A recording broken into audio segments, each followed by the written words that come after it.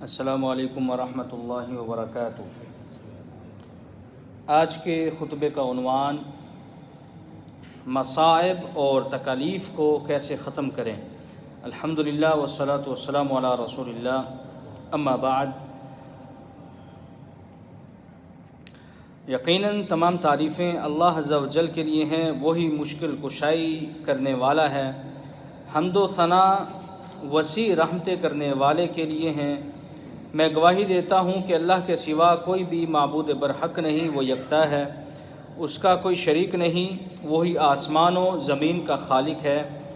یا اللہ ہمارے نبی اور رسول صلی اللہ علیہ وسلم، آپ کی آل اور صحابہ کرام پر رحمتیں اور سلامتی نازل فرما۔ حمد و ثنا کے بعد اے مسلم اقوام، بلا شبہ امت مسلمہ اس وقت انتہائی خطرناک اور سخت نقصان دہ فتنوں سے گزر رہی ہے۔ ان میں ٹھاٹھیں مارتی صعوبتیں اور طوفانوں جیسی مصیبتیں بھی ہیں۔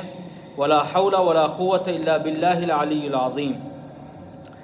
ہم پر واجب ہے کہ ہم ان مصیبتوں کے بارے میں ناقابل تغیر و تبدل سنن الہیہ کے مطابق ہی اقدامات کریں، کیونکہ فرمان باری تعالی ہے، بے شک اللہ تعالیٰ اس وقت تک کسی قوم کی حالت کو نہیں بدلتا جب تک وہ خود اپنی حالت نہ بدلیں۔ اسی طرح ایک اور مقام پر اللہ تعالیٰ ارشاد فرماتے ہیں، اس لیے کہ بے شک اللہ تعالیٰ کسی کو دی ہوئی نعمت اس وقت تک تبدیل نہیں کرتا جب تک وہ خود نعمت تبدیل نہ کر لیں۔ یہ انتہائی عظیم رہنمائی ہے۔ اس میں اللہ تعالیٰ کا اپنی مخلوق کے بارے میں ایک اصول بیان کیا گیا ہے اور خطرات سے نکلنے اور نقصانات سے بچنے کے وسائل اور اسباب وضع کیے گئے ہیں۔ حقیقت میں یہ منہج ربانی ہے جو امت کو درپیش مسائل کا کامیاب علاج ہے، نیز مشکل کشائی کے لیے شافی دوا بھی ہے، اور تمام مخلوقات کے لیے نعمت امن کی حفاظت کا منفرد ضامن بھی۔ اے میرے اسلامی بھائیوں، یہ مسلمہ اور قطعی اصول ہے کہ گناہوں، نافرمانی، مصیبتوں، تکالیف اور تمام اقوام کے لیے سزاؤں کا باعث بنتے ہیں۔ اس کے برعکس اطاعت اور توبہ کرنے سے ہر قسم کی نعمت میسر آتی ہے۔ فرمان باری تعالی ہے، انہیں چاہیے کہ وہ اس گھر کے رب کی عبادت کریں جو انہیں بھوک میں کھلاتا اور دہشت سے امن نوازتا ہے۔ اے میرے اسلامی بھائیوں، کسی بھی مصیبت کے آنے سے قبل حفاظتی حصار یا مصیبت آن پڑنے کے بعد ازالے کا سب سے بڑا طریقہ بارگاہ الہی میں ہاتھ اٹھانا، اسی کے سامنے عاجزی و انکساری ظاہر کرنا ہے۔ خصوصاً مصیبت، آزمائش، فتنوں اور تکالیف کے وقت اس کی اہمیت مزید بڑھ جاتی ہے، کیونکہ فرمان باری تعالی ہے، ہم نے آپ سے پہلے امتوں کی طرف رسول مبعوث کیے تو ہم نے انہیں تنگی و ترشی میں مبتلا کر دیا تاکہ وہ عاجزی و انکساری کریں۔ اسی طرح فرمان باری تعالی ہے، اور ہم جس کسی بستی میں نبی بھیجیں تو وہاں کے لوگوں کو تنگی و ترشی میں مبتلا کرتے ہیں تاکہ وہ اللہ کے سامنے گڑ گڑائیں۔ ہم مصیبت میں پڑنے پر اللہ تعالیٰ سے گڑ گڑا کر دعا کیوں نہیں مانگیں؟ وہی ہر قسم کی مشکل کشائی پر قادر ہے۔ اسی لیے اس نے فرمایا ہے، بھلا کون ہے جو لاچار کی فریاد رسی کرتا ہے جب وہ اسے پکارتا ہے اور اس کی تکلیف کو دور کر دیتا ہے؟ اور کون ہے جو تمہیں زمین کا جانشین بناتا ہے؟ کیا اللہ کے ساتھ کوئی اور الہ ہے؟ تم لوگ تھوڑا ہی غور کرتے ہو۔ ہم کسی بھی تنگی اور ترشی کی حالت میں اللہ سبحانہ و تعالیٰ کے سامنے جھولی کیوں نہ پھیلائیں؟ وہی تو ہمہ قسم کی تکالیف رفع کرنے والا ہے، کیونکہ اسی کا فرمان ہے کہ اے نبی فرما دیں کہ کون تمہیں بر و بحر کے اندھیروں سے نجات دیتا ہے؟ تم اسے گڑ گڑا کر اور چپ کے پکارتے ہو کہ اگر وہ ہمیں اس سے نجات دے دے تو ہم ضرور شکر کرنے والوں میں سے ہو جائیں گے۔ آپ کہہ دیں، اللہ تعالیٰ ہی تمہیں اس سے اور دیگر تمام مصیبتوں سے نجات دیتا ہے، لیکن تم شرک کرنے لگ جاتے ہو۔ اے میرے اسلامی بھائیوں، بارگاہ الہی میں گڑ گڑانا، ظاہری باطنی اور قلب و جان سے اسی کی پناہ چاہنا انبیاء کرام علیہ الصلاۃ والسلام اور نیک بندوں کا وطیرہ ہے۔ یہ کوئی اجنبے کی بات نہیں ہے، کیونکہ ہم میں سے ہر کوئی قرآن مجید میں مذکور حضرت ایوب اور حضرت یونس علیہ الصلاۃ والسلام کے واقعہ کو بخوبی جانتا ہے، بلکہ ہمارے پیارے نبی سب سے زیادہ اللہ کے سامنے گڑ گڑاتے، حالانکہ آپ اللہ تعالیٰ کے مقرب ترین بھی تھے۔ آپ غزوہ بدر کی ساری رات اپنے خالق و مالک کے سامنے گڑ گڑاتے رہے۔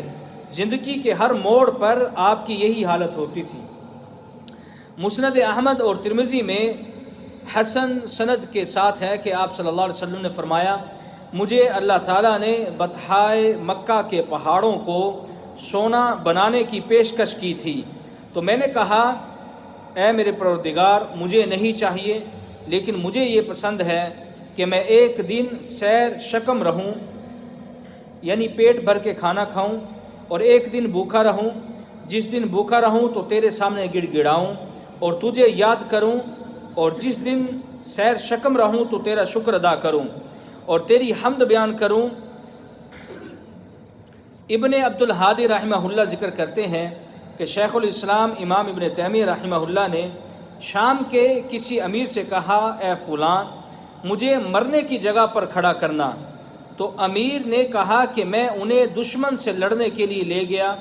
دشمن بالائی جگہ سے نیچے کی طرف سیلاب کی طرح اتر رہے تھے۔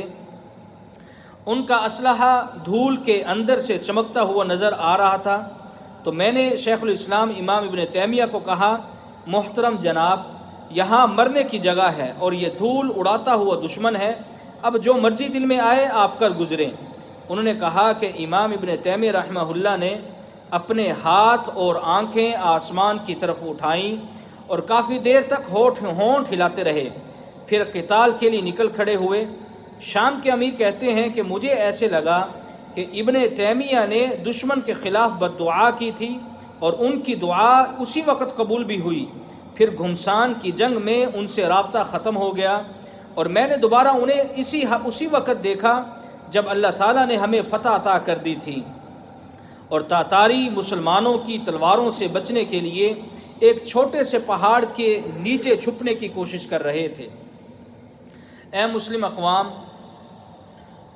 مسلمانوں کے لیے یہ بات کسی خطرے سے کم نہیں کہ مسلمان سنگین مسائل کا سامنا ہونے کے باوجود رب العالمین کے سامنے خشوع و خضوع نہ اپنائیں، احکام الہی کی پاسداری نہ کریں اور اطاعت گزاری کی بجائے نافرمانی میں مگن رہیں، اور نافرمانی میں مگن رہتے ہوئے شریعت سے روگرداں رہیں، کیونکہ اللہ تعالیٰ نے ایسے لوگوں کے بارے میں فرمایا، پھر جب ان پر ہمارا عذاب آیا تو وہ کیوں نہ گڑ گڑائے، مگر ان کے دل تو سخت ہو گئے، اور جو کام وہ کرتے تھے شیطان نے انہیں وہی کام خوبصورت بنا کر دکھا دیا۔ چنانچہ اس کا نتیجہ بہت ہی بھیانک اور سنگین برآمد ہوا۔ فرمان باری تعالیٰ ہے، اور جب انہوں نے نصیحت کردہ چیزوں کو بھلا دیا تو ہم نے ان پر ہر چیز کے دروازے کھول دیے، یعنی ان پر معیشت و خزانے کے دروازوں کو کھول دیا۔ انہیں بغیر کسی رکاوٹ اور صعوبت کے خوب فراوانی میسر آئی تاکہ انہیں مزید مہلت دی جائے۔ پھر اللہ تعالیٰ نے ان کی حالت بیان کرتے ہوئے قرآن مجید میں فرمایا، یہاں تک کہ جب عنایتوں پر وہ خوش ہونے لگے تو یعنی جب انہیں ہمہ قسم کی فراوانی میسر آئی اور اللہ کے سامنے عاجزی و انکساری کے بغیر ہی خوشیاں منانے لگے، ذکر، شکر، خشیت اور تقوی نامی کی کوئی چیز نہ رہی، بلکہ لہو و لعب اور حرام شہوت میں مگن ہو گئے، طرح طرح کے گناہوں کا ارتکاب کرنے لگے، تو پھر سنت الہیہ کا وقت آن پہنچا اور وہ اللہ تعالیٰ نے اپنے اس فرمان میں بیان کیا، یہاں تک کہ جب عنایتوں پر وہ خوش ہونے لگے تو ہم نے انہیں اچانک پکڑ لیا اور وہ بالکل مایوس ہو گئے، پھر ظالموں کی جڑیں کاٹ دی گئیں، اور تمام تعریفیں اللہ رب العالمین کے لیے ہی ہیں، کیونکہ جب تکالیف ملنے کے باوجود بارگاہ الہی میں سجدہ ریزی سے اعراض کیا جائے، جب نعمتوں کا شکر ادا نہ کیا جائے، مصیبتیں بھی سبق نہ سکھا سکیں، سحر انگیز بیان کوئی اثر نہ کریں، تو اللہ تعالیٰ کے فیصلے کا وقت آ جاتا ہے۔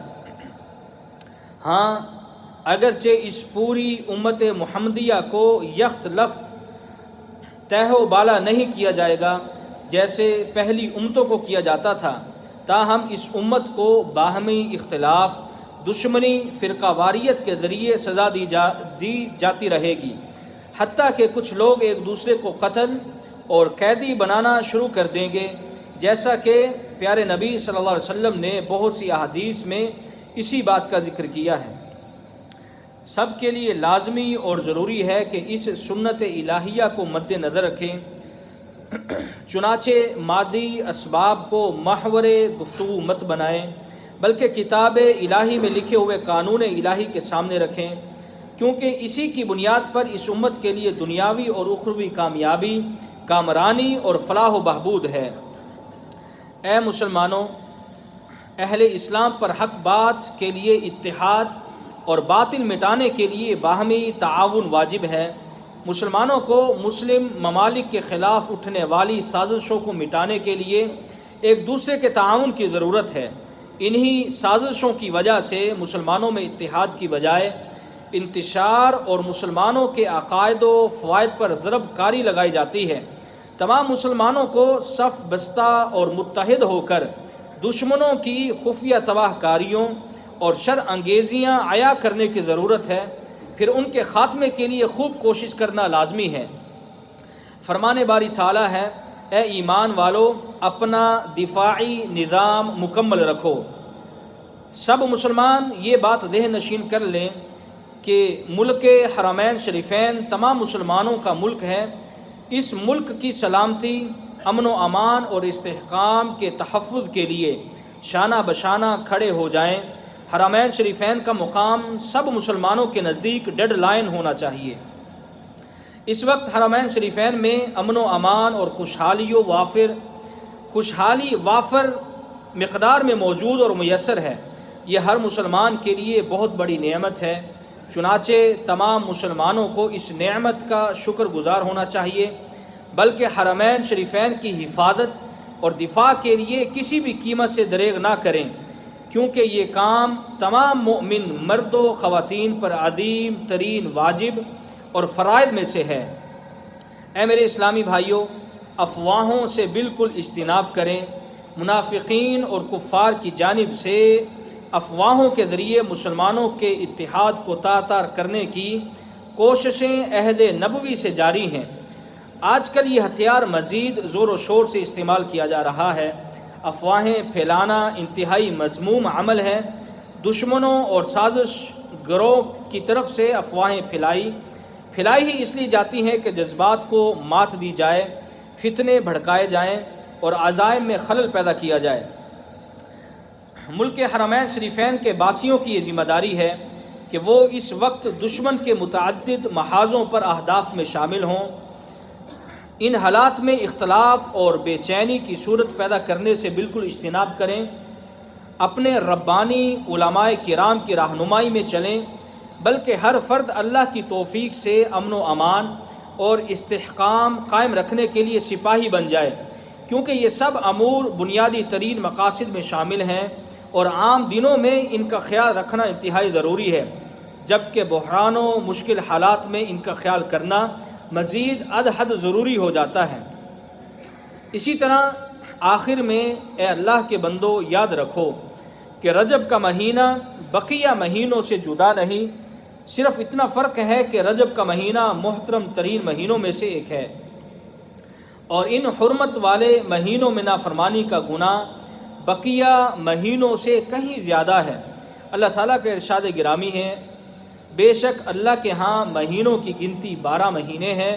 اللہ کی کتاب میں جس دن سے اللہ نے زمین اور آسمان پیدا کیے ان میں سے 4 عزت والے ہیں، یہی سیدھا دین ہے، سو ان میں اپنے اوپر ظلم نہ کرو اور تم سب مشرکین سے لڑو جیسے وہ تم سے لڑتے ہیں، اور جان لو کہ اللہ پرہیزگاروں کے ساتھ ہے۔ اسی طرح بعض لوگ رجب میں مسجد نبوی کی زیارت کرنا سنت سمجھتے ہیں اور اسے رجبیہ کا نام دیا جاتا ہے اور پکارا جاتا ہے۔ یاد رکھیں اس عمل کی کوئی دلیل موجود نہیں اور نہ ہی سلف صالحین میں سے کسی نے یہ کام کیا ہے، اسی لیے یہ عمل بدعت ہے جو کہ اللہ کے دین میں ایک نئے کام کی ایجاد ہے۔ اسی طرح مسجد نبوی کی زیارت کرنا سنت سے ثابت ہے۔ آپ مسجد نبوی کی زیارت کسی بھی وقت کر سکتے ہیں، یہ زیارت خیر و بھلائی کا باعث ہے۔ اسی طرح رجب کے مہینے میں کسی قسم کی خاص نماز، روزہ یا دیگر عبادات سنت سے ثابت نہیں ہیں، اس لیے ان بدعات سے بچنے کی ہمہ کوشش کرنی چاہیے۔ اللہ تعالیٰ میرے اور آپ کے لیے قرآن و سنت کو بابرکت بنائے اور اس میں موجود رہنمائی اور ہدایت ہمارے لیے نفع بخش بنائے۔ وآخر دعوانا الحمدللہ رب العالمین۔